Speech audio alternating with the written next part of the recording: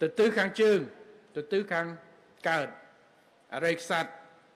ក៏បន្តរីកស្ពានកំពុងរៀបចំធ្វើជាមួយនឹងស្ពានមិត្តភាពកម្ពុជាកូរ៉េដែលយើងតពីផ្សាររាត្រីចាក់ទៅកន្លែងសុខាហើយឈ្លានទៅអរិយស័តហើយស្ពានអរិយស័តនេះទៅថ្ងៃក្រោយមិនខុសពីស្ពានពីព្រំពេញទៅមកខាងទៀតទេពីមុនមានតែស្ពានពីរទេស្ពានព្រះនិមីវងដែលខ្ញុំហៅថាមួយកន្លះស្ពានព្រះនិមីវងនេះស្ពានច្បារអំពៅហើយមកកណាត់ទៀតស្ពានជួយច្បារឥឡូវយើងមិនត្រឹមតែតស្ពានជួយច្បារតែយើងមានស្ពានច្រើនខ្សែទៀតទៅហើយតភ្ជាប់អញ្ចឹងពីខាងព្រំពេញពីខាងទៅខាងលិចទៅខាងអរិយស័តនឹងមានផែនការមិនត្រឹមតែផ្លូវមិនត្រឹមតែស្ពានមួយទេតែមានស្ពានបន្តបន្ទាប់សាធារណការទៀតហើយតែខ្ញុំអត់ប្រាប់ថានៅកន្លែងណាតែនឹងមានបន្ថែម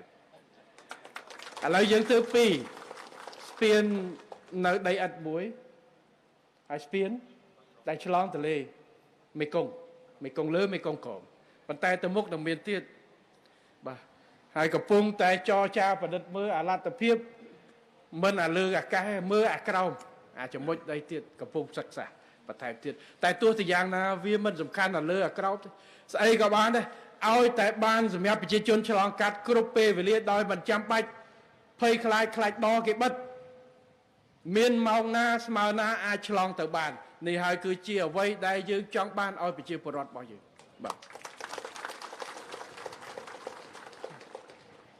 ឥឡូវយើងមានស្ពានព្រែកសំងស្ពាននៅកោះធំឥឡូវយើងធ្វើមួយទៀតស្ពាននៅព្រៃប្រា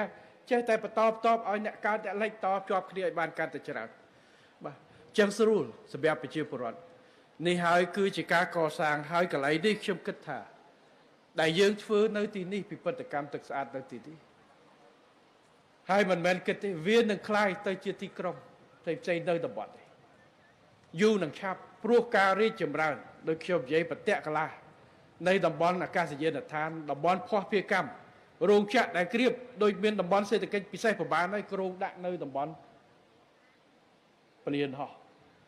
ហើយនឹងតភ្ជាប់ទៅព្រែកជីកយើងតាមមានព្រែកមួយតទៅនឹងទៀតព្រែកជីកហ្វូដតដែលធ្វើអញ្ចឹងតំបន់នេះនឹងកាន់តែអ៊ូអរកាន់តែខ្លាំងអញ្ចឹងដែលខ្ញុំថាបងប្អូនដែលមកទីនេះថតឲ្យហើយទៅហើយថត360ដឺក្រេផងដើម្បីយើងអាចមើលនៅការវិវត្តនេះហើយគឺការវិវត្តនៃប្រទេសជាតិ